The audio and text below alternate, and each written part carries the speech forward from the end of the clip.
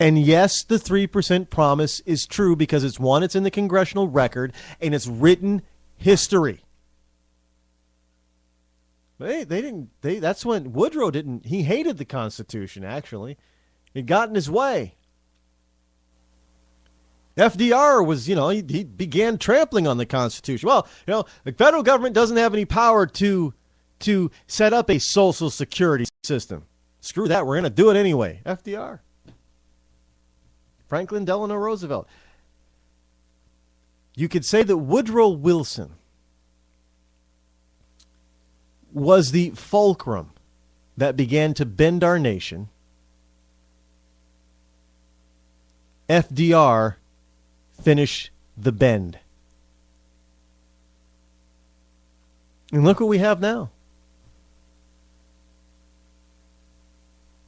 Ever since FDR, we have been bending more and more towards socialism with a respite in the form of Ronald Reagan. Look, obviously not every president since FDR was a liberal Democrat. I mean, even JFK was a little bit of a deficit hawk. He talked about spending cuts and deficit reduction and tax cuts to spur the economy. That's John Fitzgerald Kennedy. There's a speech. He gave a speech that is recorded about just such a thing, about stimulating the economy through tax cuts. Ronald Reagan did the same thing, and we know what happened in the 80s. Yes, we had the roaring 80s. I know a lot of things changed in the 80s in our country, but, hey, look what we had before. We had Jimmy Carter. 4 years. Now we got 8 years of Super Carter. We've got 8 years coming up of Barack Hussein Obama. How much more worse is it going to? We're not turning back here, folks.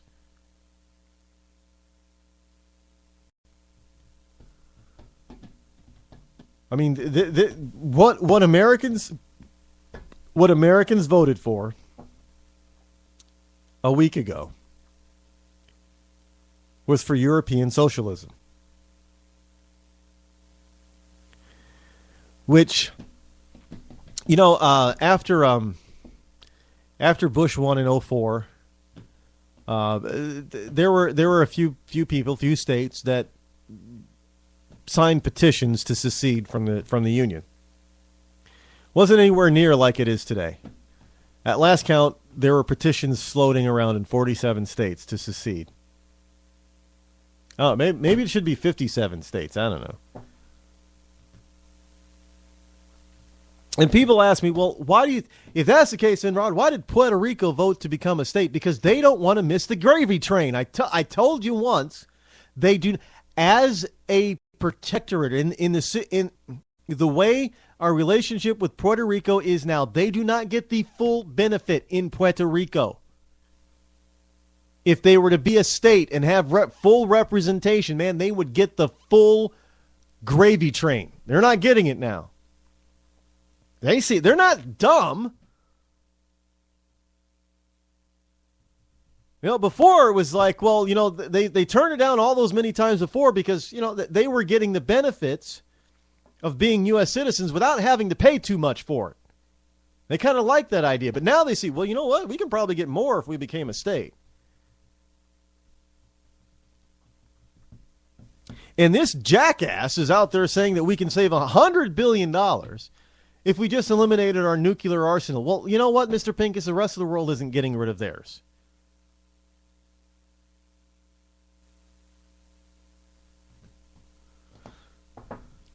And if we get rid of our nuclear arsenal, I can guarantee you that within short order, within one generation, the movie Red Dawn would not be a movie of fiction. It would be construed as an historical document. We would be invaded.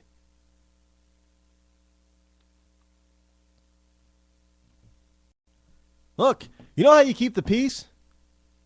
A strong military. You know when the peace ends? when one military might believes that they can outfight and outlast and beat their enemy. That's when you have war. When one side thinks that they can defeat the other side, that's when you get war. Yet, what do you think Hitler was building up Germany's army for? Why did you think he didn't attack sooner? Well, because he didn't believe that he could win sooner. He didn't unleash blitzkrieg until he thought he could win. The reason why there was never a World War III or a war between the Soviet Union and the United States, because the Soviet Union never thought they could survive a counterattack from the United States. And frankly, the United States never really went very far. That's why we had these proxy wars like in Vietnam. Because even the United States did not believe that if we went head-to-head, toe-to-toe with the Soviet Union, that the U.S. would win. We were too evenly matched. That was the whole point. And nobody really dared to really fully test the might of either the Soviets or the U.S. Because at the time, I'm telling you, folks, if Vietnam was not a political war, as was Afghanistan for the Soviets, if it was not a political war, both of those countries would have been decimated and put under the thumb of each superpower. The military might, we may have more sophisticated weaponry today, but I don't believe that either country is as powerful as we were during the Cold War. I mean, the power was massive between the two. If we still had the Cold War, I mean, the powerful stuff that we have today, oh no, it would be 10 times more powerful. It'd be 10 times more accurate because there would be a race to get the edge on the other superpower. It would be, and China, they'd still be scrambling to catch up. Instead of being in a position to overtake, they'd be trying to still third way behind, trying to catch up, depending instead only on their population to keep them safe, their population size. You think our super carriers are powerful today? Can you imagine if we still had the Cold War going up against the Soviet Union, what those carriers would be like today? Unimaginably more powerful. Because we wouldn't be cutting defense spending. We wouldn't be cutting, doing experiments and research. We wouldn't cut that stuff. We'd be increasing it, actually. By the way, that is what the government, our federal government, is supposed to be spending our money on because it's demanded in the Constitution.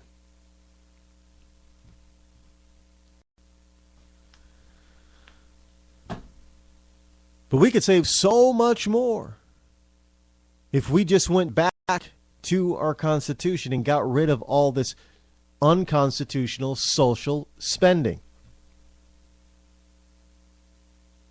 More than $100 billion over a 10-year period. We'd save trillions. We'd pay off our deficit. Well, we never can really seem to quite get down to zero before something happens. And,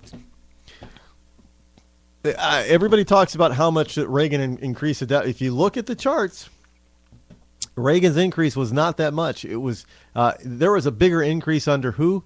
Under Clinton. And yes, Bush. And definitely, yes, Obama. Not so much for Reagan. It's kind of funny because you can give the left the actual government stats and government numbers, and you can try to flatten it out so you have constant dollars. So if you went back in time and did everything based on a valuation of 2012 dollars, you could see the graph a little bit more clearly of how much money was actually spent. And we as a nation have never spent more, except during World War II, than we do and are now. And we don't have any wars. You got Afghanistan. Afghanistan cost nothing near World War II.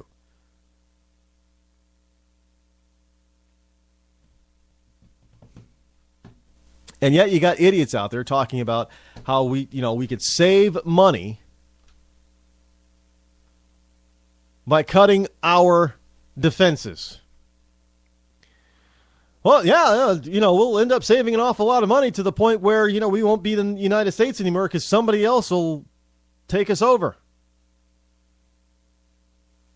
Look, if you think that you got to understand how many countries out there do not like the United States. They don't like what we stand for. They don't like our freedom. They don't like the fact that we're relatively young. We're a relatively young and new nation on this planet compared to them. We're like a snot-nosed little brat to them. There are countries out there that have been around for 1,000 years or more. And we've been around for, less than 250. There's a lot of resentment out there.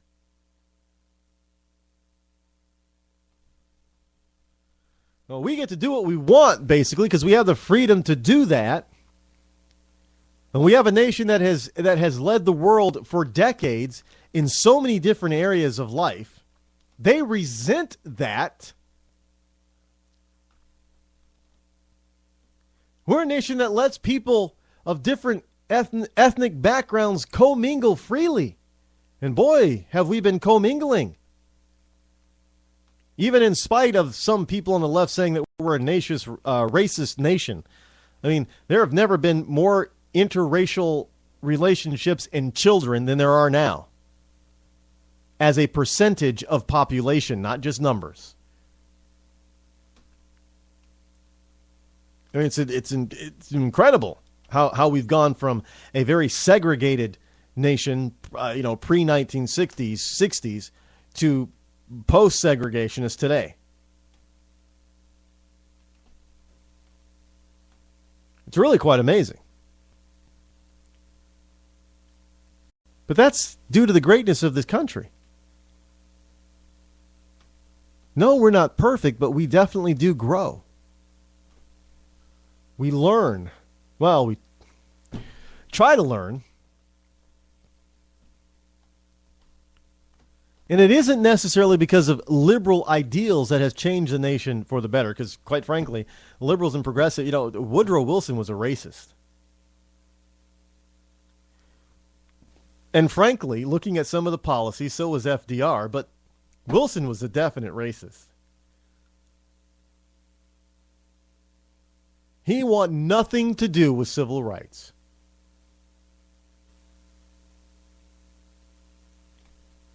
Even FDR didn't champion civil rights. FDR is like, yeah, forget it.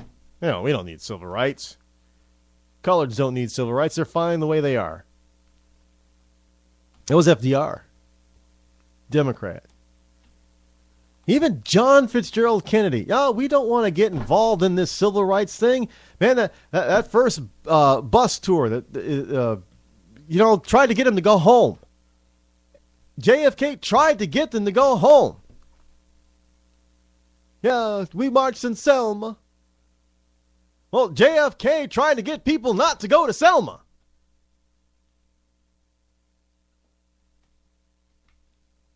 He was forced to take a side. He didn't want to do that.